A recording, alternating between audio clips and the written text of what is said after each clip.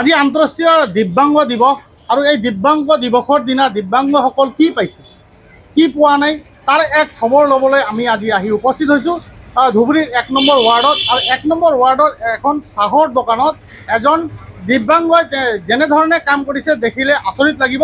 মই সামগ্ৰিক পৰিৱেশ দেখুৱাইছোঁ। তেওঁ চকুৰে একো দেখা নাপায় যদিও তেওঁ কিন্তু যি শাক পাচলি আছে তেওঁ কিন্তু শাক পাচলি নেদেখাকৈ কাটিব পাৰে। মই সামগ্ৰিক পৰিৱেশ দেখুৱাইছোঁ। এনেধৰণেই তেওঁ প্ৰতিদিনে শাক পাচলি যি আছে দোকানৰ কাৰণে যি দৰকাৰী বস্তু আছে সেই সকলো বস্তু কিন্তু তেওঁ এনেদৰেই কিন্তু কাটি ৰেডি কৰি দিয়ে। তাৰপিছতে কিন্তু দোকানী আছে তেওঁলোকে কিন্তু এই চব্জি বনায়। মই কিছু কথা জানিবলৈ যত্ন কৰিম তেখেতৰ পৰা যে এই দিব্যাংগ দিৱস যিহেতু আজি আৰু দিব্যাংগ দিৱসৰ দিনা তেওঁৰ পৰা কিছু কথা আমি জানিবলৈ যত্ন কৰিম।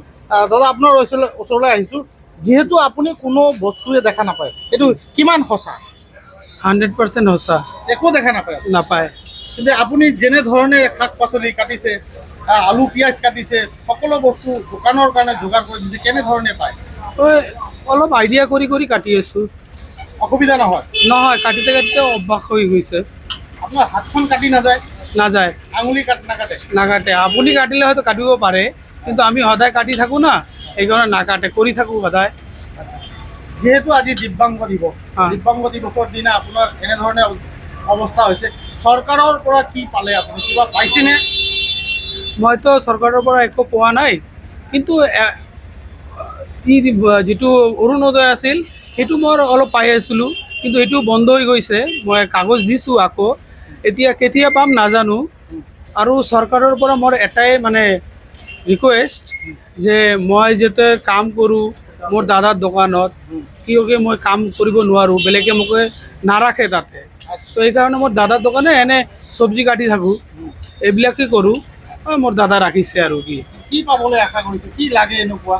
মই মামাৰ পৰা এটাই আশা কৰোঁ যে কোনো যদি ট্ৰিটমেণ্ট থাকে মোৰ কাৰণে তো সহায় কৰিলে মই মামাৰ পৰা মানে এটিও আশা কৰোঁ যে মোৰ কাৰণে এটা ট্ৰিটমেণ্ট যদি ওলায় বা সহায় কৰে তেনেহ'লে মই বহুত ধন্যবাদ আৰু কৃতজ্ঞ জনাম মামাৰ পৰাই মই এইটোৱেই চাওঁ। সেইটো বিচাৰে আপুনি? মই বিচাৰোঁ। কেনেধৰণে আপুনি এই বস্তু কাটি আছে? আইডিয়াতে কাটি আছোঁ। অসুবিধাটো নহয়? অসুবিধা নহয়, করতে অভ্যাস হৈ গৈছে। এইখন আপোনাৰ দাদাৰ দোকান? মোৰ ডাঙৰ দাদাৰ দোকান। আপুনি বেলেগত কোনো কাম কৰিব পাৰে না? নাপাৰোঁ, বেলেগত মোক ৰাখিবই নোৱাৰে। অহা যোৱা চলা ফুৰা কেনেকৈ কৰে? মোৰ ঘৰৰ পৰা আহি লৈ যায়, মোৰ ভাতিজাই লৈ যায় আৰু লৈ আহে। অসুবিধা হয়নে? অসুবিধাটো হয়, কিন্তু অসুবিধা হ'লেও কি কৰিম, দিব্যাংগ হ'লেতো চলিবই লাগিব।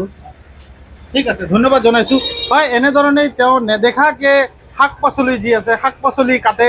তাৰপিছত তেওঁ ঘৰৰ পৰা যদি আহিব লগা হয় তেনেহ'লে কাৰোবাৰ সহায় ল'ব লগা হয়, কিন্তু যি ধৰণে চৰকাৰৰ পৰা তেওঁ সা সুবিধা পাব লাগিছিল সেইসমূহৰ পৰা তেওঁ বঞ্চিত হৈ আছে। তেওঁ আশা প্ৰকাশ কৰিছে যাতে যি হিমন্ত বিশ্ব শৰ্মা আছে মুখ্যমন্ত্ৰী অসমৰ, তেখেতৰ পৰা কিছু সহায় বিচাৰিছে যাতে তেওঁৰ যদি কোনো ধৰণৰ চিকিৎসা থাকে চিকিৎসা কৰিবলৈ তেওঁ আশা প্ৰকাশ কৰিছে। আৰু তথা তাৰ উপৰিও যদি কোনো সুবিধা তেওঁক প্ৰদান কৰে তেওঁ উপকৃত হ'ব বুলি আশা ব্যক্ত কৰিছে।